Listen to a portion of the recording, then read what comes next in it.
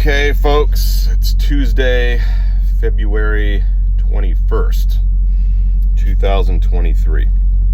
I want to burrow in this video a bit deeper on 2 points.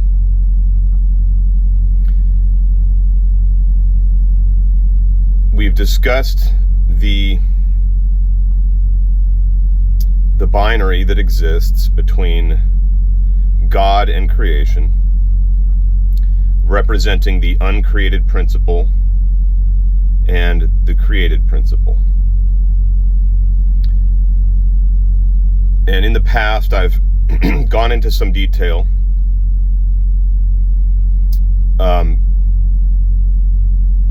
from the standpoint of Christology to explain how the doctrine of the incarnation cannot and does not bridge the gap between the two. So I'm going to actually get a little bit deeper on that.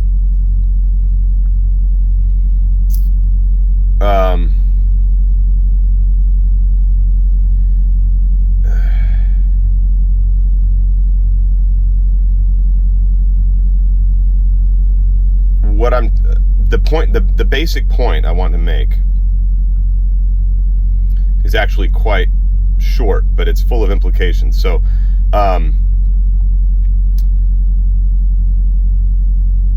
the doctrine of the incarnation is essentially a microcosmic, or I should say, a representation in miniature of the problematic, of the original problematic, which in its original form is found in the doctrine of creation ex nihilo. So far from being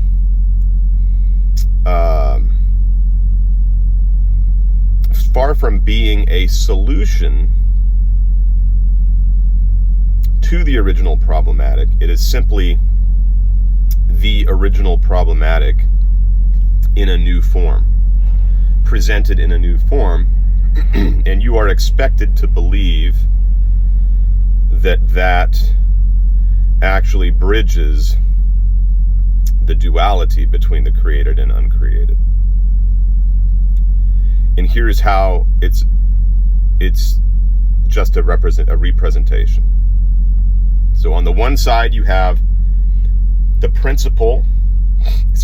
uncreated principle, which is the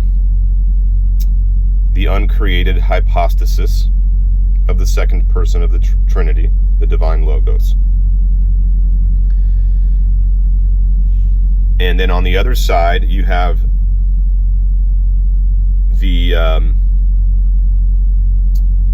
body, the human body of Christ, the body and soul, the created body and soul of Christ, the created principle. So you're still left with these two binary principles, the created and the uncreated. The only difference is that in the doctrine of the incarnation,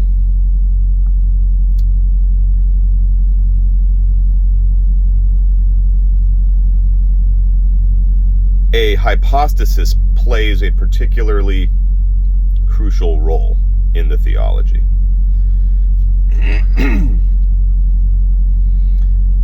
Of course, from all eternity, there were three persons in the doctrine of the Trinity. But the persons don't play an explicit role in the doctrine of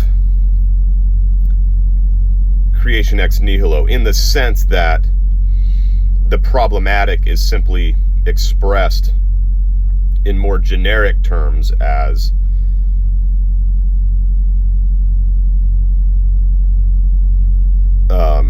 the uncreated principle, God, on the one side, and the created principle, or the world, on the other side. The notion of hypostasis takes a more explicit, or becomes explicit, becomes visible in the doctrine of the Incarnation. But it doesn't change anything, because you're still dealing with something that is fundamentally uncreated. So you're still left with the problem: what exists that can bridge this divide between the uncreated hypostasis and the created body and soul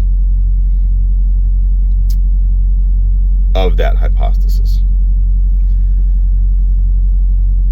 Now,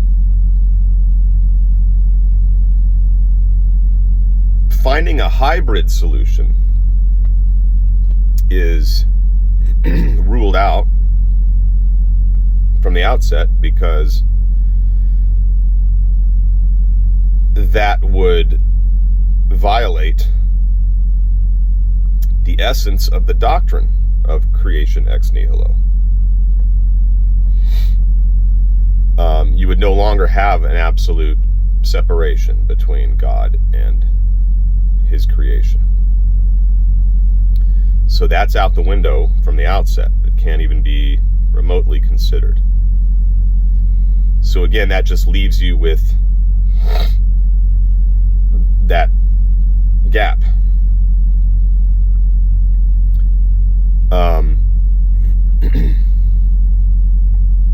Now, the other point I wanted to make relates to my previous video.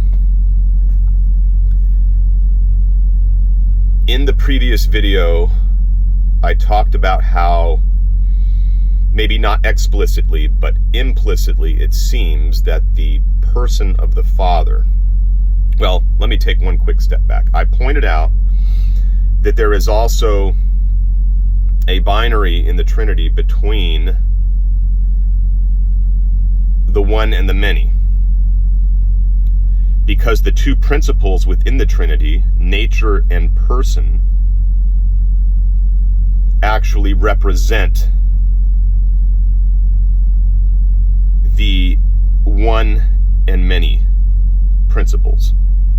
The nature corresponding to the oneness, and hypostasis corresponding to the principle of plurality. And I established that by noting that in Christianity, in the doctrine of the Trinity,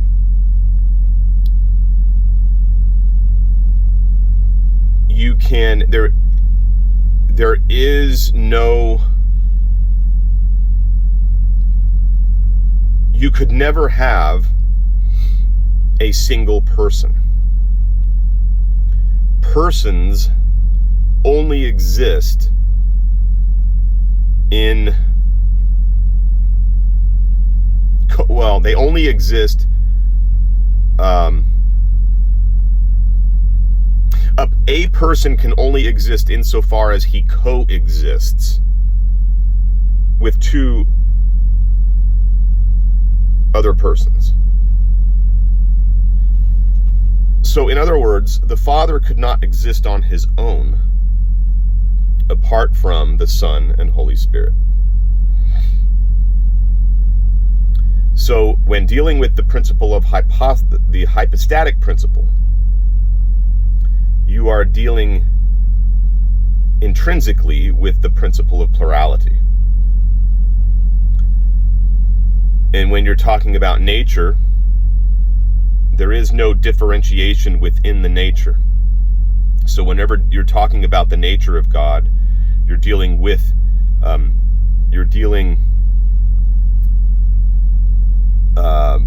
strictly with the principle of oneness. Now,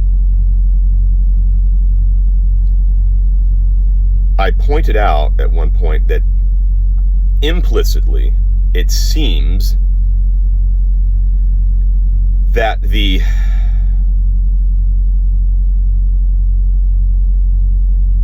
that in positing that the Father in particular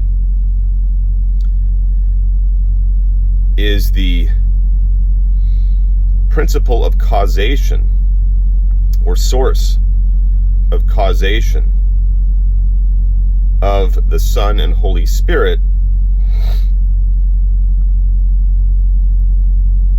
there is an attempt being made to bridge that gap between the nature of God and the hypostatic or plural principle. And I said that because on the one hand, God is a person, he's in hypostasis, so there you have your hypostatic principle. But the Father is also taken as an individual person. He's being considered in this respect separately from the Son and Holy Spirit, since he is said to be, or posited to be, their origin and cause. So there is your oneness corresponding to the nature.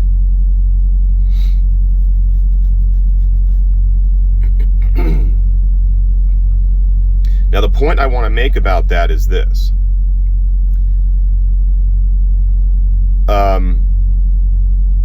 You can't have your cake and eat it too. This is another example of an explicit contradiction in the theology.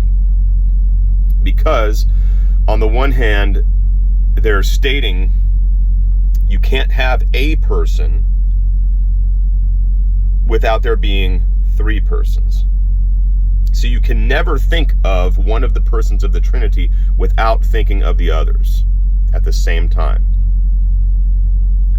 Yet they want to posit a doctrine of causation in which you have to start with the Father, a single person, from whom derives the other two members of the Trinity. So what this is a shoddy attempt to unite oneness and manyness in the person of the Father. And what's interesting too is they'll even say, the Orthodox argument is that the nature does not play a role in hypostatic causation. The Father, qua person, causes the Son and the Holy Spirit, the persons of the Son and the Holy Spirit. Causation is not predicated of the nature. That is their argument, that you cannot predicate causation of the nature. So what they're doing there is they're still dividing and separating the hypostasis, the hypostatic principle, from the principle of nature, the plural principle from the principle of oneness without difference. So you have a binary within the Trinity that is exactly like the one we see between God as creator and his and the product of his act of creation, the world or the cosmos or the universe.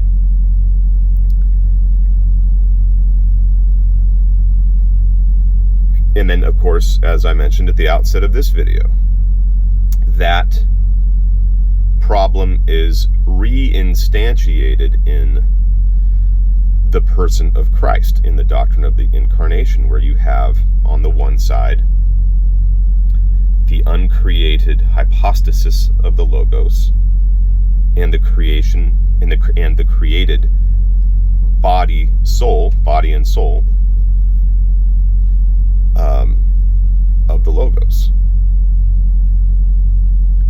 So it's the same binary in 3 different forms, and no matter how the solution is presented, you find that it is not ultimately a solution. I guess I probably could add a little bit more to that, but that's I think that captures fairly well the nature of the metaphysical dilemma that the historical church faces. It's too bad that more people are not metaphysically cognizant or metaphysically literate, because you really don't hear non-Christians going this deep in their critiques of or rebuttals to Christianity. But when you go deep enough, you'll see that there is a real lack of any sort of solution to these questions and issues. So let me close this one down, and I'll be back again. I plan to do one more on this topic, addressing the Nicene Creed, and then we'll see where it takes us, see where it goes from there. Thanks for listening again, guys.